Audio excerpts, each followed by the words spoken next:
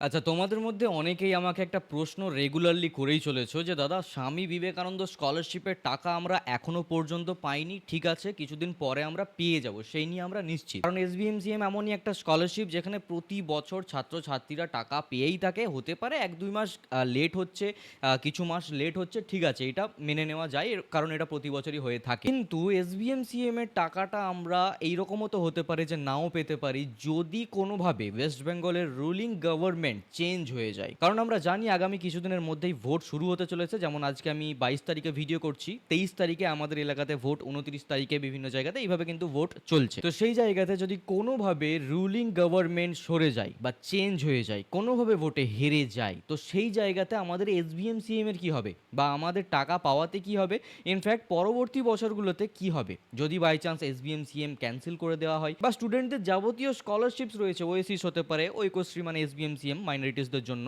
বা নবান্ন, এই টাইপের যে স্কলারশিপগুলো রয়েছে এগুলোতে কি হতে পারে, এগুলো যদি কোনোভাবে ক্যান্সেল হয়ে যায় তাহলে তো পরবর্তীতে আমরা প্রবলেমে পড়তে পারি। দেখো, এই সকল প্রশ্নগুলো নিয়েই আজকের এই ভিডিওতে আমরা আলোচনা করব। কার্যত সম্পূর্ণ ভিডিওটিকে দেখতে থাকো, সম্পূর্ণ ভিডিওটিকে দেখার অনুরোধ জানালাম, কারণ এই ভিডিও দেখার পর তোমাদের সমস্ত কনফিউশন কিন্তু ক্লিয়ার হয়ে যেতে চলেছে। চলো সম্পূর্ণ ভিডিওটিকে দেখতে থাকো। আমার নাম বিক্রম, তোমরা সকলে দেখছো বিক্রম পাল ইউটিউব চ্যানেল। তো চলো ভিডিওটিকে শুরু করা যাক। ভিডিও শুরুতেই বলি, আমি কোনো টাইপের কোনো পলিটিক্যাল পার্টিকে সাপোর্ট করছি না বা হার জিতকে নিয়ে কোনো মন্তব্য করছি না। এই ভিডিওটি শুধুমাত্র একটি শিক্ষামূলক ভিডিও, কার্যত কেউ এটাকে নিয়ে কোনো ভুল ধারণা নেবে না। এটা বলতে হয় ভাই, না হলে কি বলতে যাব, কি হয়ে যাবে এখন।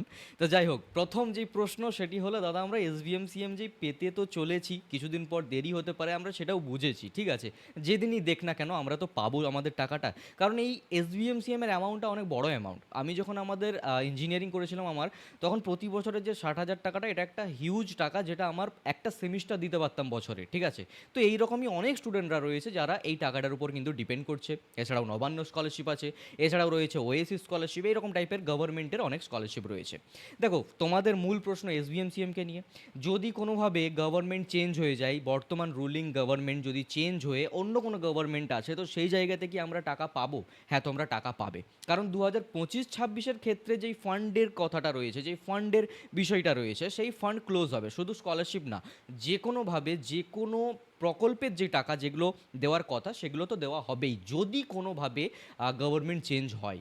হবে কি না আমি জানি না, যদি হয় তো সেই জায়গাতে তোমরা তোমাদের এই বছরের টাকা পেয়ে যাবে, ঠিক আছে। এবার এর যুক্তিগত কারণও থাকা লাগবে।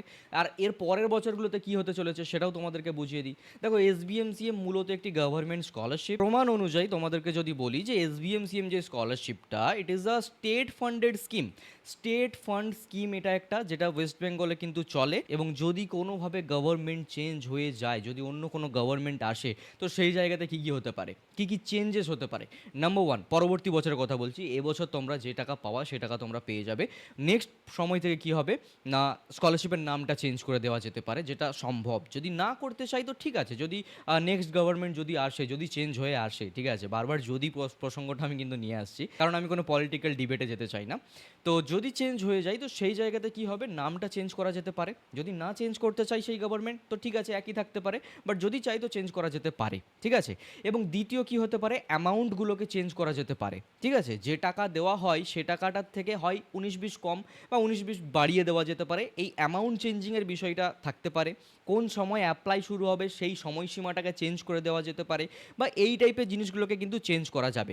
অপারেশনাল কন্ট্রোল যেগুলো রয়েছে সেই সকল বিষয়গুলোকে কিন্তু টুকটাক কন্ট্রোল করতে পারে নতুন গভর্নমেন্ট এসে। বাট টোটালি যে স্কলারশিপটাই বন্ধ হয়ে যাবে সেটা কিন্তু কোনোভাবেই না। স্কলারশিপ রান যেমন করছে করবে পরবর্তীতে। এতে তাহলে কি কোনো রিস্ক আছে কি না আমাদের এই বছরের টাকা পাওয়াতে, তো বলে রাখি 100% শিওর থাকো, যদি গভর্নমেন্ট চেঞ্জও হয়ে যায় তোমরা তোমাদের টাকা পেয়ে যাবে। এবং নেক্সট বছরে যেগুলো চেঞ্জ হতে পারে সেইগুলো তোমাদেরকে আমি জানিয়ে দিলাম, যদি গভর্নমেন্ট চেঞ্জ হয়। বারবার যদি বলছি, বাট ঠিক আছে। আই হোপ দ্যাট তোমরা সকলে এই পুরো বিষয়টাকে বুঝতে পেরেছো। একইভাবে নবান্ন স্কলারশিপের ক্ষেত্রেও, নবান্ন স্কলারশিপের হয়তো নামটা চেঞ্জ করে দেওয়া হলো, অ্যামাউন্ট একটু বাড়িয়ে দেওয়া হলো বা অ্যামাউন্ট একটু কমিয়ে দেওয়া হলো, এই জিনিসগুলো কন্ট্রোল করা যাবে। বাট টোটালি যে স্কলারশিপটাকে বন্ধ করে দেওয়া হবে, টাকা পাবে না, সেটা কিন্তু হবে না, ঠিক আছে। হোপফুলি তোমরা সকলেই বিষয়টিকে বুঝতে পেরেছো। এছাড়াও যদি কোনো ডাউট থাকে কমেন্ট করে আমাকে জানাতে পারো। আজকের এই ভিডিওটা আসলে এই পর্যন্তই। সকলেই ভালো থেকো, সুস্থ থেকো, বাই।